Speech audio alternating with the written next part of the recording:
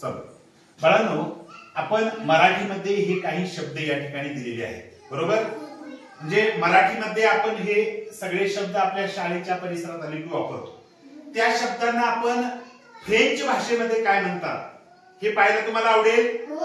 नक्की? ठीक आहे. मग मुलांनो मला सांगा, शाळेला फ्रेंच भाषेमध्ये काय म्हणतात?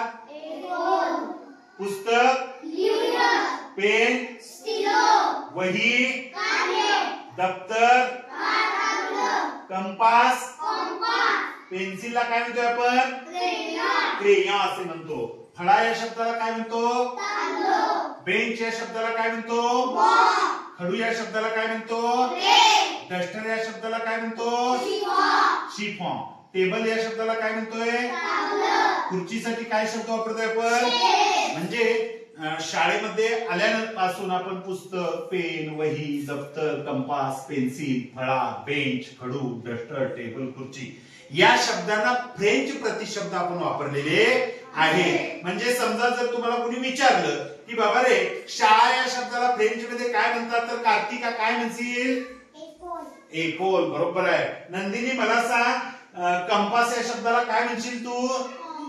कॉम्पा. स्वराज मला सांग, बेंच या शब्दाला तू काय म्हणणार?